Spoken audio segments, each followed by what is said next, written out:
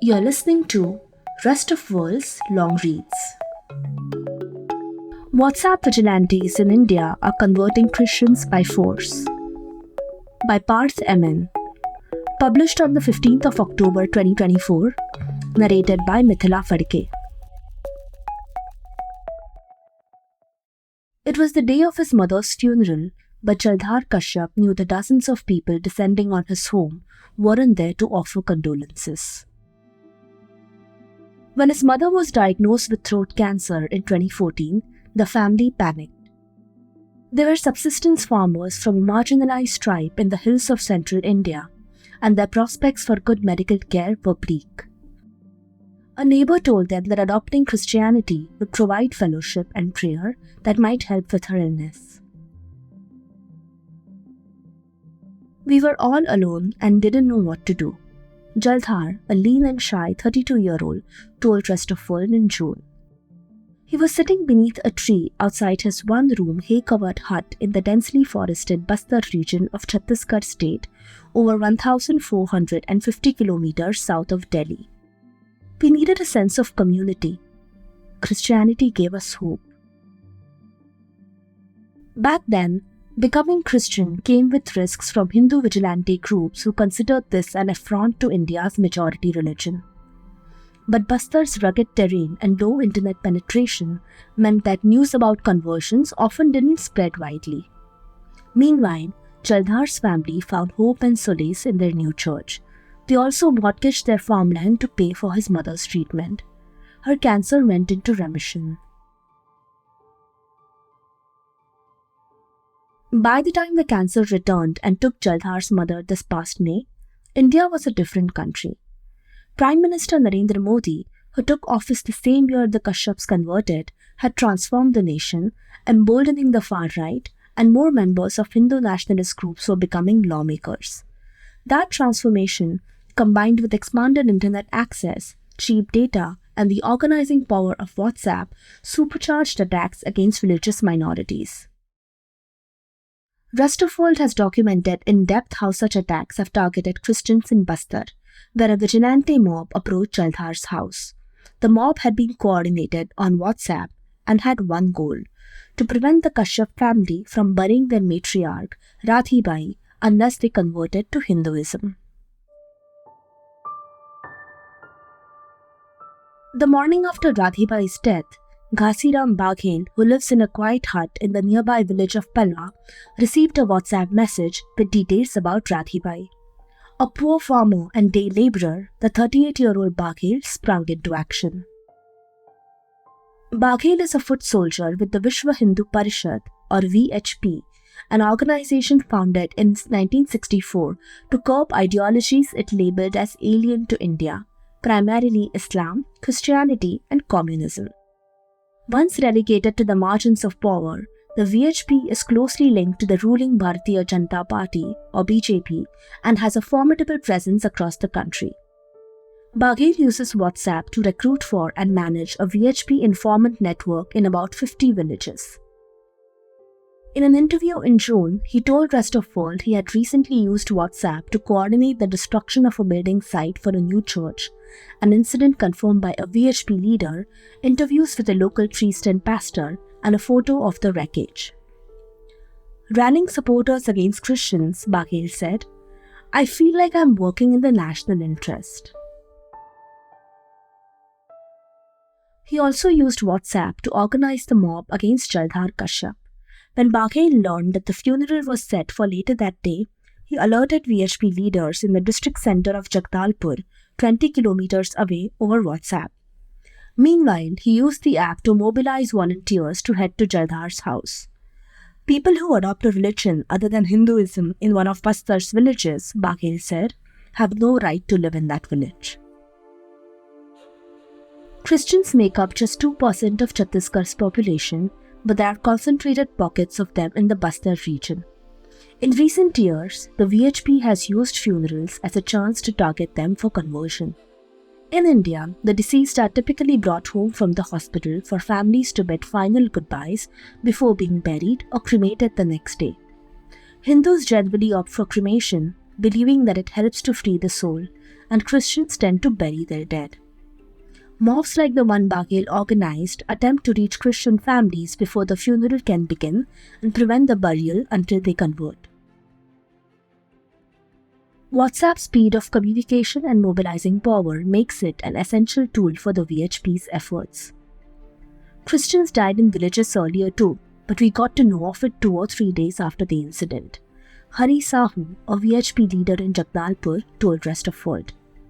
Even if we found out sooner, it took a couple of days and a lot of work to mobilize people. But with WhatsApp, what took us 3 days now takes us less than an hour. In Bastar, the VHP has thousands of members divided into WhatsApp groups covering about 50 villages and then into smaller, more local subgroups. Each group and subgroup is managed by a director like Baghel who filters information up the chain of command and carries out directives traveling down it. That way, VHP can monitor citizens and rapidly execute initiatives across a region of 38,000 square kilometers. The mobs who arrive at the doorstep of a bereaved Christian family are often a mix of people affiliated with the VHP and other locals they have whipped up. The VHP isn't the only organization to leverage WhatsApp's power in India, which is the platform's largest global market. It entered the country in 2010 and by some accounts now has more than 500 million active users there. In India, WhatsApp is synonymous with the internet's rapid growth and used for everything from staying in touch with relatives and sending money to reading the news. Its power to influence everything from national elections to small business has made it a primary communication tool. WhatsApp has also been essential to BJP and Modi's political dominance. The party relies on the platform to mobilize voters and disseminate propaganda and disinformation. Reporting from India, meanwhile, has laid out how Hindu nationalist groups, including the VHP, use WhatsApp to incite, coordinate, and publicize attacks against religious minorities, including destroying Muslim and Christian holy sites, beating and lynching Muslims under the pretext of saving cows, which are considered sacred by dominant caste Hindus, and opposing marriages between Hindu women and Muslim men. Interviews with Christians and Hindu nationalists in Bastar offer a unique window into the mechanics of how such campaigns function. Since 2022, according to local VHP officials, hundreds of Christian families in Bastar have been converted, most of them through funeral attacks coordinated on WhatsApp.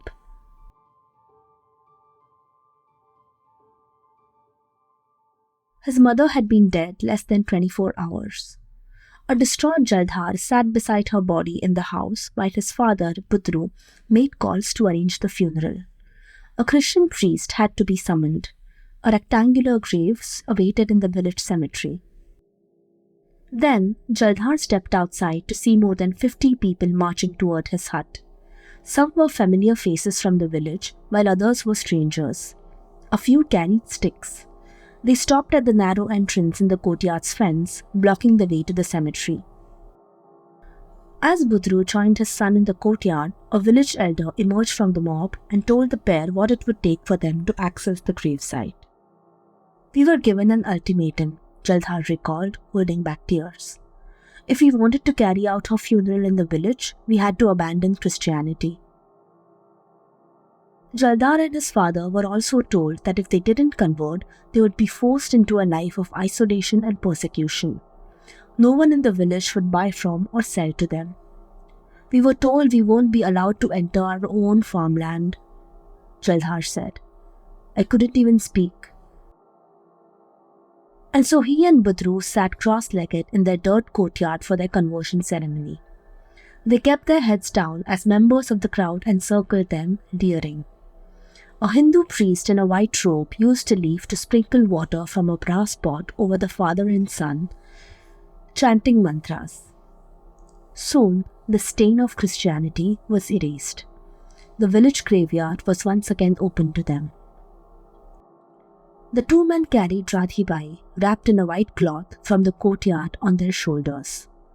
The crowd followed them, offering condolences.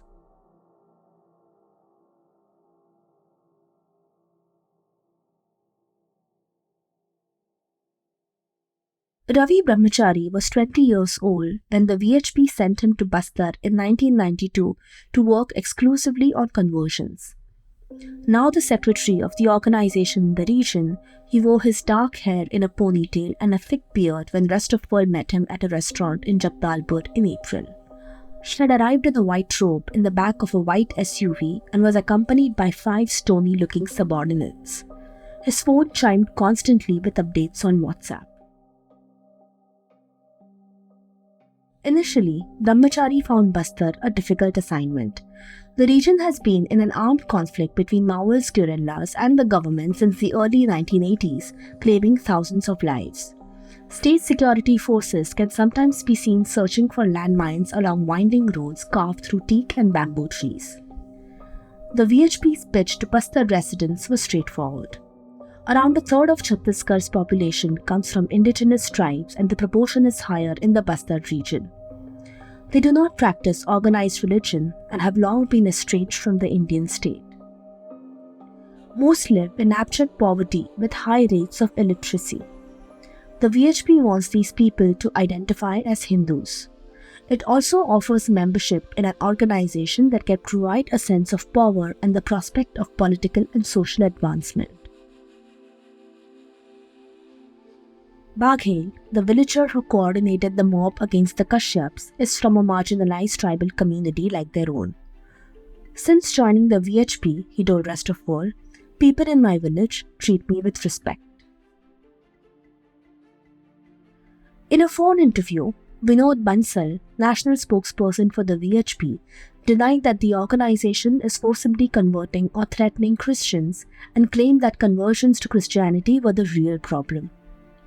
We believe that if someone was cheated and converted to Christianity, they are inspired to convert more people, he said. This is very dangerous. Speaking matter-of-factly, he added, we need to put a full stop to this business of conversion to Christianity.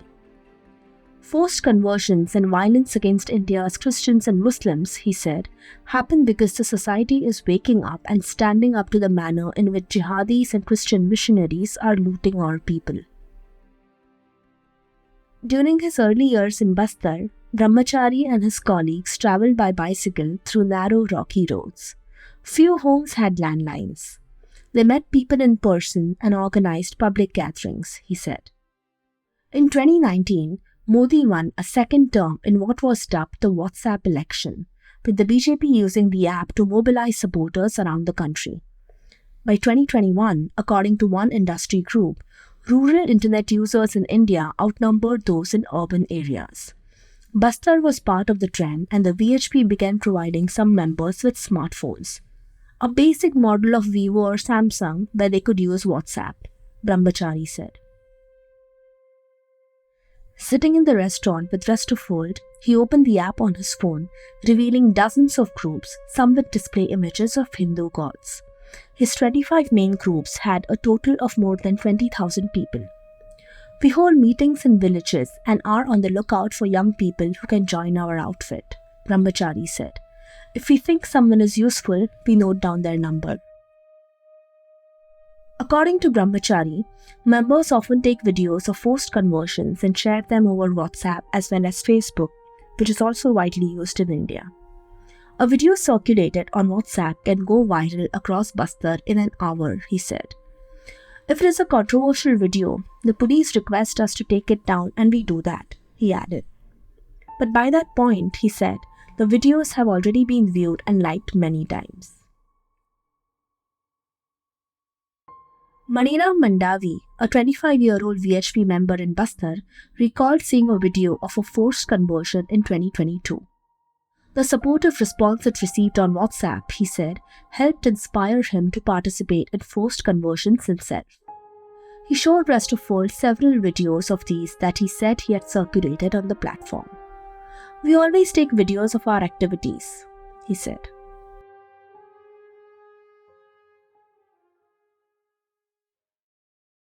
On a scorching afternoon in April, Brahmachari told Rest of World that he had received word over WhatsApp of a new Christian death and a potential burial. VHP members were already on the scene, but the family was resisting a forced conversion and police had intervened. Westerfold arrived 30 minutes later and witnessed a rectangular white box lying abandoned in a patch of forest beneath a tree. A police officer standing nearby said he was guarding a corpse. About 200 meters away, other officers managed a crowd of nervous residents. According to one resident, the family of the woman who had died had declared that if they couldn't hold a Christian funeral, there wouldn't be a burial at all. The family was out of sight in their hut across the street, along with the VHP members pressuring them into a conversion. One of the officers guarding the body appeared frustrated. "This has become very regular," he said. The family eventually agreed to convert, according to Brahmachari. Forced conversions are illegal in Chhattisgarh. But the laws are not applied equally for Hindus and Christians, said Degree Prasad Chauhan, president of the state chapter of the People's Union for Civil Liberties, a human rights organization. Chauhan noted that the region's police report to the state government where the BJP is currently in power. But the situation was hardly better when the opposition Congress party ran the state from 2018 to 2023, he said, because of the VHP's local influence. "They are scared to come across as anti-Hindu by targeting the VHP members," he said. The state government did not respond to a request for comment. Chauhan added that there was little other recourse to the problem. The Central Bureau of Investigation, India's equivalent to the FBI, could technically investigate forced conversions, but such probes must be initiated at the request of state authorities or the courts. Chauhan said he was not aware of any CBI investigations into forced conversions in Chhattisgarh. The CBI did not immediately respond to a request for comment. In an interview, Shalabh Sinha, Bastar Superintendent of Police, said his force focused on trying to mediate between the VHP and Christian families. "We aim to build consensus between both sides," he said, adding that the police were focused on maintaining law and order. "In some cases, we get them to agree to a burial on private land, or we have to convince the Christian family to go to the city for their funeral. It is a tricky situation because even if we facilitate the funeral in the village, we run the risk of escalating tensions. The majority can target the minority after we leave." "The tribal communities have peacefully coexisted here for generations," he said. "But lately, they have started saying we will only let people with our beliefs access the graveyards. It started from one or two places and caught on. It has been a challenge for us." Bastar police have made arrests for communal violence against Christians, Sinha said. This includes incidents, he added, in which forced conversions have been alleged, but in such cases, the arrests were for other crimes like assault and destruction of property. He said many of the cases are still pending and none had yet resulted in convictions. Brahmachari claimed that no VHP members have been convicted over forced conversions in Bastar. If the group suspects that police may intervene to prevent a planned attack by detaining members or arriving at the scene in advance, it makes sure to keep all communications limited to WhatsApp, added Hari Sahu, the VHP official in Jagdalpur. "Our mobile phones are sometimes traced," Sahu said, "but the WhatsApp calls are encrypted." A spokesperson at WhatsApp declined to comment, saying they would need to receive examples of specific messages or videos that had been shared on the platform in order to investigate. The platform's policies prohibit its use to carry out crimes or incite hate. According to a recent transparency report from WhatsApp, it banned over 8 million accounts in India in the month of August alone. Yet the platform is also engaged in a legal battle with the Indian government over rules passed in 2021 that require social media companies like WhatsApp to maintain message traceability. WhatsApp has said this would force it to break end-to-end encryption and violate user privacy, and civil liberties advocates in India worry it could be used to crack down on government critics. WhatsApp has threatened to leave India if forced to comply with the traceability rule. Prateek Wagre, Executive Director at Internet Freedom Foundation, an Indian digital rights organization, cautioned that while WhatsApp can track which members of the VHP are using its platform, there is no ground for them to intervene unless it is coupled with a formal state action. And while WhatsApp can block individual accounts for violating its terms of service, none of it will stick because you can get a new number and create another group, he said. This is where the state should come in. There are, of course, complications with that in the Indian context because the state doesn't do its job. Shobharam Kashyap resisted a forced conversion when a relative died of old age in June 2023. A 45-year-old farmer, Shobharam's extended family had converted to Christianity 25 years earlier when his young son was suffering from fits and other health problems. He is of no relation to Jaldhar and Budru Kashyap. The last name is common in the region. We treated him at a government hospital, but we needed support from the community, Shobharam told Rest of World. That's when my uncle suggested I accept Christianity. I have been regularly attending church since then. Shobharam believed that his faith had helped him through tough times and decided to stand up to the VHP-incited mob that appeared outside his older sister's house where the body of her mother-in-law awaited burial. The family wanted to lay her to rest in the graveyard of the village where they had lived for generations, but were rebuked by members of the crowd. Then they offered to bury her on private land but were told by the crowd that this would defile the soil. Eventually, the police intervened with a solution. A funeral at a Christian cemetery 30 kilometers away in Jagdalpur, which took place that evening. The family's ordeal, though, was just beginning. The mob had been organized on WhatsApp, according to Gulshan Kumar, the VHP administrator of the relevant block of villages in its network on the platform. One of his WhatsApp groups is called Freedom by Conversion, and he said the area's VHP operation is especially potent. Kumar said that the VHP typically threatens to socially and economically isolate families who resist forced conversions, a tactic confirmed by other members of the group. If people don't listen, it gets physical, Kumar said. After the funeral, either because they were incensed at Shobharam or feared retribution if they didn't join in, residents carried out a boycott of the family, forcing them to leave the village even to buy groceries. The harassment campaign included destroying some of the family's crops and stealing others, Shobharam said, causing them a financial loss equivalent to their annual income. Then, as Shobharam prepared to plant rice one morning this past June, he said, another mob numbering nearly 100 people arrived and beat him with sticks and the blunt end of an axe. Police told Rest of World the assault was born of a land conflict, but Shobharam believes it was more payback for his resistance to conversion. The same day, a separate group of men attacked his sister, Puso Mandavi, while she was out in the fields. Kumar, the VHP administrator, said the organization wasn't involved in these assaults, but that it supported the villagers' boycott. In total, 9 members of the family were admitted to the hospital with injuries. Shobharam and Mandavi have since moved to a relative's home in another village. When Shobharam met Rest of World in his relative's home, he sat on a cot with his right leg in a white cast. We miss our home and farm, Mandavi said, but we are terrified to return. We received no protection from the police. The VHP even made videos of us getting beaten up and circulated them on WhatsApp. It's humiliating.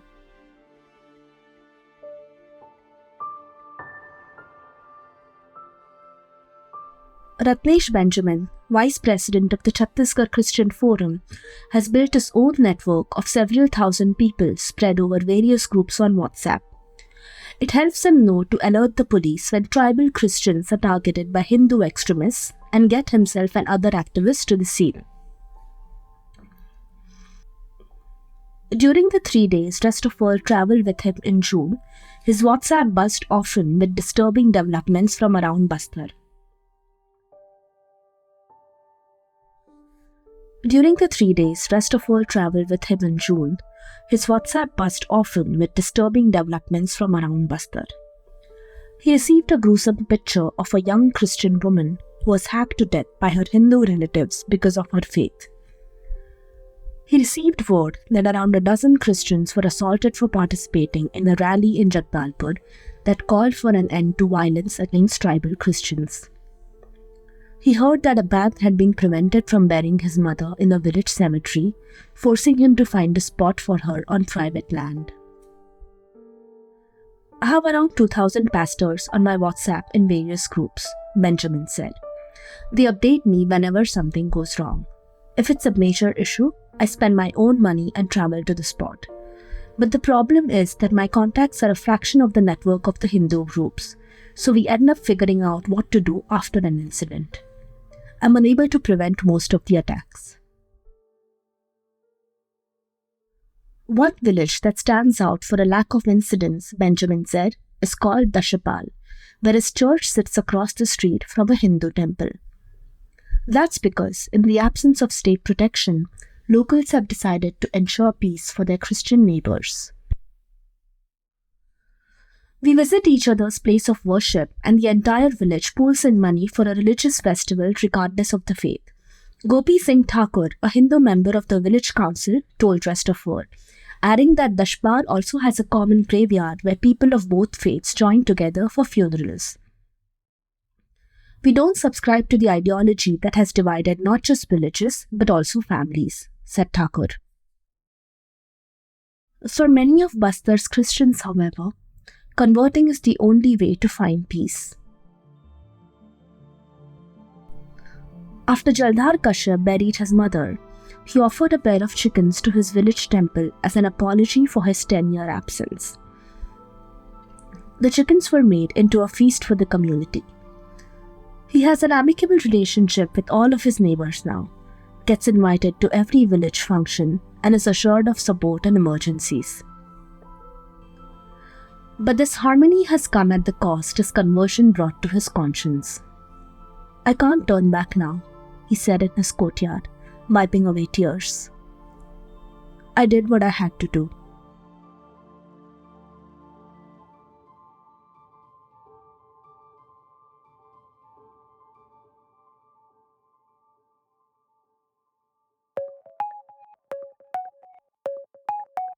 Thank you for listening to Rest of World.